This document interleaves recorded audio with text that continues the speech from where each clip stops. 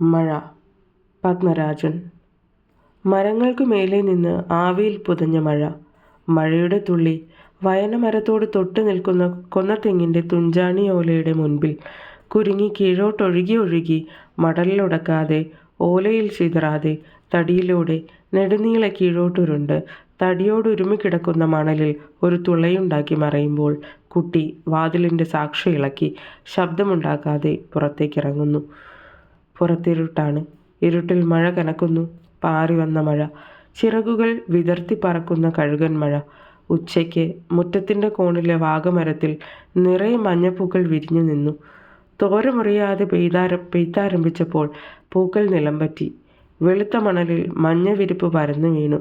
ഇടയ്ക്ക് ഓരോ പൂവുകൾ കൂട്ടം പിരിഞ്ഞ് ഒഴുകിപ്പോകുന്നത് കുട്ടി വേദനയോടെ നോക്കി നിന്നു. വെള്ളത്തിലിറങ്ങണമെന്നും മഞ്ഞവിരിപ്പിൽ മലർന്നു കിടക്കണമെന്നും ആശയുണ്ടായിരുന്നു. ധൈര്യം വന്നില്ല. അടികൊള്ളേണ്ട പ്രായം കഴിഞ്ഞെങ്കിലും ചീത്ത കേൾക്കേണ്ടി വരും. പകൽ പോവട്ടെ, രാത്രി വരട്ടെ. പണ്ട് മഴ പെയ്യുമ്പോൾ മുറ്റത്ത് സമുദ്രം കെട്ടി നിൽക്കുമ്പോൾ കോണകമുടുത്ത് കുഞ്ഞ് മുറ്റത്തിറങ്ങി. പകൽ തന്നെ. ഒരിക്കലല്ല. മഴക്കാലം വരാൻ തുടങ്ങുമ്പോൾ പെട്ടെന്നൊരു രാവിലെ സൂര്യനെ കാണാതെയാക്കുകയും അടുക്കളയോട് തൊട്ടു നിൽക്കുന്ന പ്ലാവിലകളിൽ തണുത്ത ഇരുട്ട് വിട്ടുമാറാതെ അള്ളിപ്പിടിച്ചിരിക്കുകയും ചെയ്യുന്നത് കാണുമ്പോൾ അവൻ അറിയാതെ ആഹ്ലാദിക്കുന്നു. ഓ, വീണ്ടും കാത്തിരിക്കെ ദൂരെ നശിച്ച അന്തരീക്ഷത്തിൽ ലജ്ജയുടെ പ്രകാശം പരക്കുന്നു. കാറ്റാണ്. കാറ്റിനിടയിലൂടെ ഊളയിട്ട് പോകുന്ന പലമാതിരി ശബ്ദങ്ങൾ. അത് അടുത്തടുത്ത് വരുന്നു. മഴയേ വാ, മഴയേ. കുഞ്ഞാർത്തു പോകുന്നു. ഫർലോങ്ങുകൾ താണ്ടി ക്ഷീണിച്ച കിതച്ചു വരുന്ന മഴ അവൻ്റെ മേൽ വന്ന് മുട്ടി. കാൽ തെറ്റി വീഴുന്നു. പിടയ്ക്കുന്നു. പിന്നെ ഉച്ചകളില്ല, സന്ധ്യയില്ല, രാത്രിയില്ല. ദിവസം മുഴുവൻ മഴ. രാത്രിയിൽ ഓട്ടിൻപുറത്ത് ചരൽക്കല്ലുകൾ. കിഴക്കു നിന്നുള്ള വെട്ടം, ചീന്തി പൊലിയുന്ന പ്രകാശം, ഇടിമുഴക്കം. കുഞ്ഞ് എന്താണീ കാണിക്കുന്നത്? മഴയത്തിറങ്ങരുത്, ഇറങ്ങരുതെന്ന് എത്ര പ്രാവശ്യം ഓടി വന്നടിക്കുന്ന അമ്മ. നനഞ്ഞ തുടയിൽ അടി. കേറടാ. പനി പിടിച്ചാലേ ബാക്കിയുള്ളവർക്കാ പാട്. കേറടാ. അത് പണ്ട്. സാക്ഷി ഇളകി. നനഞ്ഞ വേലിത്തുമ്പിൽ ഞെരടി നിന്നപ്പോൾ ദൂരെ രാവയലുകളെ മഴ കൈകാട്ടി. വായോ. പാടത്തിനപ്പുറം, പറമ്പുകൾക്കപ്പുറം ഇരുട്ടിലൊഴുകുന്ന കൈത്തോടിൻ്റെ മേൽ വന്ന് വീണൊഴുകുന്ന തുള്ളികൾ കൂവി വിളിച്ചു. ഇരുട്ടിൽ നടന്നു. മുട്ടറ്റം വെള്ളമുള്ള പാടം. മുങ്ങിച്ചാകാൻ തുടങ്ങുന്ന ഞാറിൻ്റെ മുടിത്തുമ്പിൽ തുള്ളി തുള്ളി. മടമുറിയുന്നു. മടയിലൂടെ വയലിൽ നിന്ന് വയലിലേക്ക് പകരുന്ന കുറുവ കല്ലേ മുട്ടി. രാവിലെ കാണാം. ആരെങ്കിലും മടവായ്ക്കൽ കൂട്ടിയിട്ടുണ്ടാവും. മഴ മാറാൻ കാത്തിരിക്കുകയാവും അവർ. രാവിലെ അച്ഛനുണരും. എടുത്തോണ്ട് വാടാ ഗോപാല കൂടുകളെല്ലാം. ചോദിക്കാതെ പറയാതെ മീൻ പിടിക്കുന്നവ ആരാണെന്നറിയട്ടെ. ഏതവനായാലും ഇങ്ങ് വരുമല്ലോ. സൂര്യൻ തണുത്തുണരുമ്പോൾ ഓടാൻ വെമ്പുന്ന പുളവന്മാർ. നനഞ്ഞ വീർത്ത എലികൾ. തോടുണർന്നിരിക്കുന്നു. പകലുറങ്ങുന്ന തോട്. പകലെത്തുന്നതിന് മുമ്പ് കായലിൽ ചെന്ന് പറ്റാനുള്ള ബെത്തപ്പാടിൽ പാഞ്ഞു പോകുന്ന തോട്ടുവെള്ളം. കിഴക്കു നിന്ന് പുതിയ അതിഥികൾ. വഴിനീളെ മഴയുടെ എതിരേൽപ്പ്. കുട്ടി കൈതോലത്തുമ്പുകൾക്കിടയിലൂടെ ഒഴുകിപ്പോകുന്ന സൗന്ദര്യം കണ്ടു. ഇടയ്ക്ക് മിന്നൽ പൊട്ടുന്നു. അപ്പോൾ തോട്ടുവെള്ളം പുളയുന്നു, മിന്നുന്നു. പൊങ്ങിയൊഴുകുന്ന വരാലുകൾ. ആരും അറിയാതിരിക്കട്ടെ. വെളുപ്പാൻകാലത്ത് അമ്മ ഉണരുന്നതിന് മുൻപ് പുതപ്പിനടിയിലെത്തിയില്ലെങ്കിൽ ഈ ചെറുക്കിന് ഭ്രാന്തുണ്ടോ? രാത്രിയിൽ മിണ്ടാതെ പതുങ്ങി പതുങ്ങി ചെന്ന് മഴ നനയുന്നു. അമ്മ ദുഃഖിക്കുന്നു.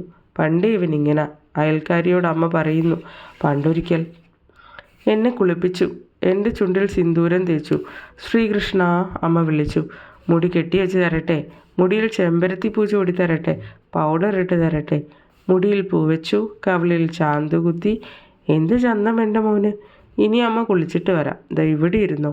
ഇവിടെ ഇരുന്നത് ഈ പടമെല്ലാം കണ്ടോളൂ കേട്ടോ. മഴ പെയ്യുന്നുണ്ട്. ആ അരമതിലിൻ്റെ അടുത്തൊന്നും പോയി നിൽക്കല്ലേ. തൂവാനം കൊള്ളല്ലേ. ഞാൻ പടം കണ്ടു. ഞാൻ അരമതിലിനരികിൽ പോയി നിന്നു. മഴ കണ്ടു. തൂവാനം ചീറ്റി വീണു. മുഖം നനഞ്ഞു.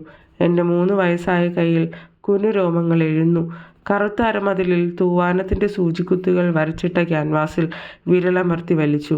എനിക്ക് മാത്രം വായിക്കാവുന്ന അക്ഷരങ്ങൾ. എനിക്ക് മാത്രം മനസ്സിലാകുന്ന ചിത്രങ്ങൾ. മുറ്റത്തുകൂടി നീലത്തരികൾ വെളിവാക്കി ഒഴുകുന്നു. പുരയിടത്തിൽ നിന്ന് വയലിലേക്കുള്ള ഓവിലൂടെ കുതിപ്പാവും. അരളിക്കായ്കൾ. തുടമുള്ള തുള്ളികളോടൊപ്പം ഇറുന്നു വീണ കനകാംബരത്തിൻ്റെ പൂവുകൾ. അമ്മ കുളിച്ചു വരുമ്പോൾ അയ്യോ ഇത് കണ്ടോ, പിന്നെ അടിയാണ്. ഇവിടെ വാടാ, എടാ ഇവിടെ വരാൻ. വരാൻ പറഞ്ഞാൽ തെറ്റി ഓടി. എടാ വരാൻ. എൻ്റെ മുടിയിലെ പൂവ് ഒഴുകിപ്പോയി. എൻ്റെ മുടിയിലെ റിബൺ കുതിർന്നു വീർത്തു. എൻ്റെ തുടയിൽ മിന്നലുണ്ടായി. തോട്ടുവരമ്പിൽ നിന്ന് കുട്ടി മടങ്ങുമ്പോൾ മഴ മാറിയിരുന്നു. നനഞ്ഞുലർന്ന മുടിയിൽ നിന്നും ഇറ്റി വീണു. വയലുകളുടെ ചുണ്ടുകളിൽ മീൻകൂടുകൾ, ഒറ്റപ്പെട്ട കാക്കകൾ, വായുവിൽ വെള്ളത്തിൻ്റെ മണം. ബുദ്ധിപൂർവം ചെയ്തപ്പോൾ അടി കിട്ടിയില്ല. പരസ്യമായിരുന്നപ്പോൾ അടി കിട്ടി. രഹസ്യമായപ്പോൾ രഹസ്യങ്ങളുടെ കൂട്ടിലൂടെ എത്രമാത്രം മഴവെള്ളം ഒഴുകിപ്പോകുന്നു. രഹസ്യങ്ങളുടെ വാതിലുകൾക്ക് സാക്ഷുകൾ, സ്വതന്ത്രമായി ഇറങ്ങി നടക്കുന്നതിന് വിലക്കുകൾ. എത്രയെത്ര വിലക്കുകൾ. മഞ്ഞുണ്ട്, തല മൂടിക്കെട്ടിക്കോ. കാറ്റുണ്ട്, ഇറങ്ങി നടന്ന് സൂക്കേട് പിടിപ്പിക്കണ്ട. വെയിൽ ഇതാ കൂടാ. മഴ, പനി വരുമേ. ലോകത്ത് വെയിലില്ലാതിരിക്കണേ, മഴയുണ്ടാവല്ലേ, മഞ്ഞ് കാണാതിരിക്കട്ടെ, കാറ്റ് വീശണ്ട. എൻ്റെ മുറി എൻ്റേതാണ്. എനിക്കിറങ്ങി നടക്കാം. എപ്പോൾ വേണമെങ്കിലും എനിക്ക് തുറക്കാം. ഇഷ്ടമുള്ളപ്പോഴെല്ലാം. ആരെയും പേടിക്കണ്ട.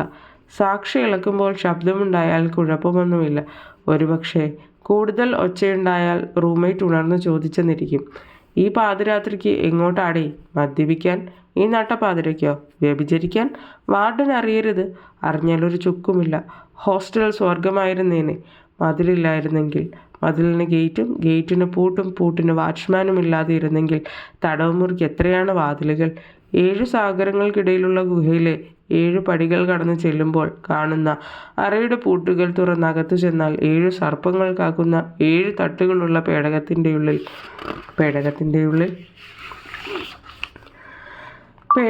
ഉള്ളിൽ മഴ. 100 നീളൻ സൂചികൾ ചെരിഞ്ഞു വീഴുന്നു. കുട്ടി മഴയിലൂടെ ഇറങ്ങിയോടി.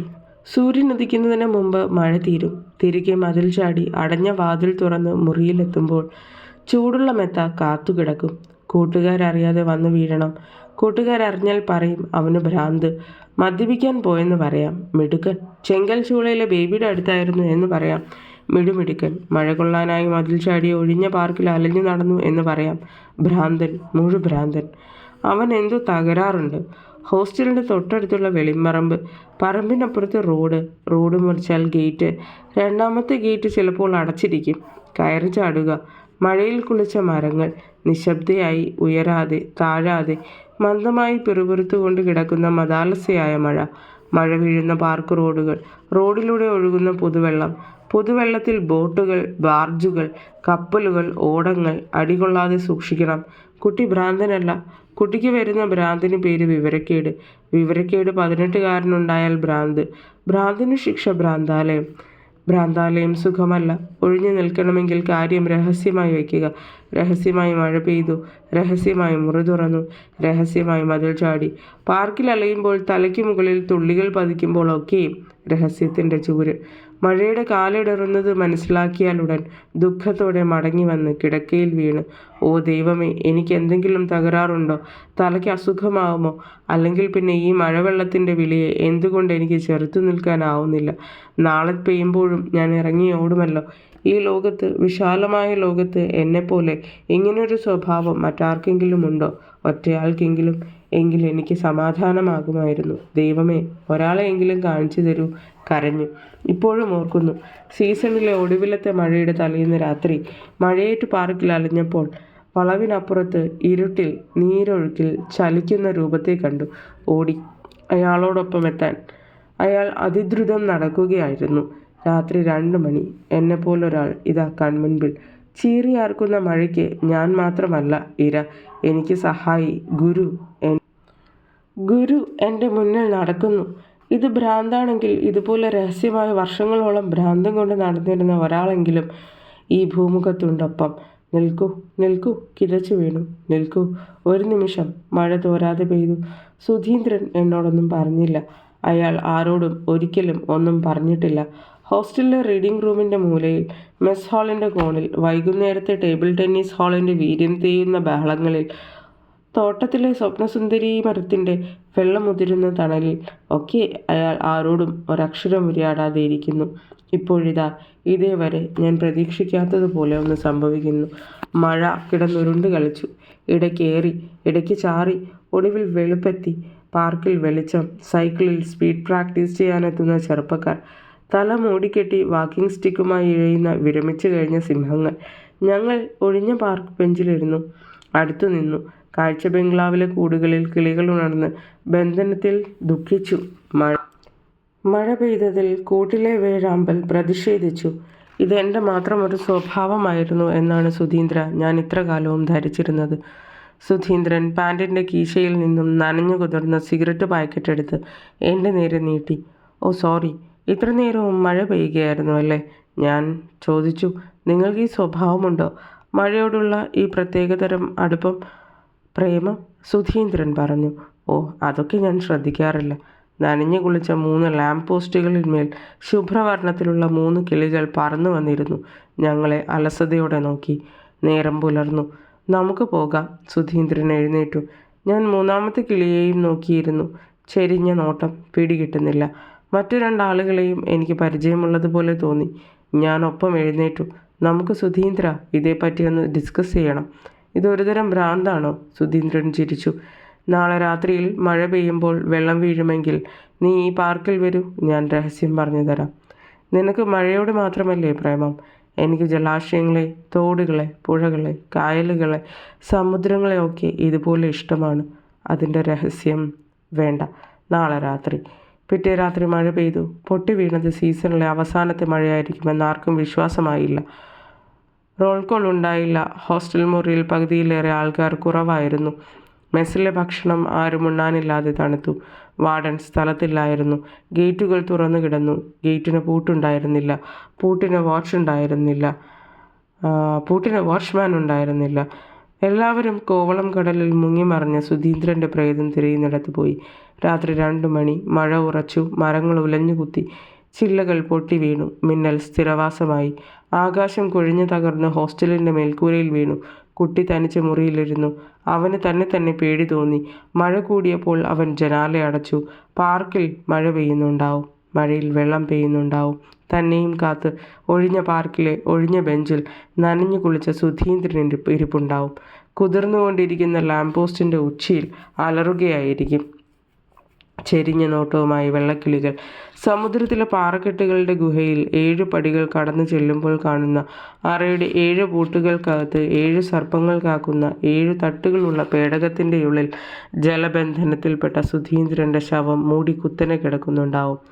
അവന് 3ാം കിളിയുടെ സ്മരണ പേടി സ്വപ്നമായി. ആരെങ്കിലും ഗേറ്റ് അടച്ചിരുന്നെങ്കിൽ, പൂട്ടിയിരുന്നെങ്കിൽ, വാച്ച്മാൻ കാവൽ നിന്നിരുന്നെങ്കിൽ, എളുപ്പം മഴ ഒതുങ്ങിയെങ്കിൽ. വാതിൽ കുറ്റിയിട്ടു. ജനാലയുടെ കൊളുത്തൊന്നുകൂടി ഉറപ്പിച്ചു.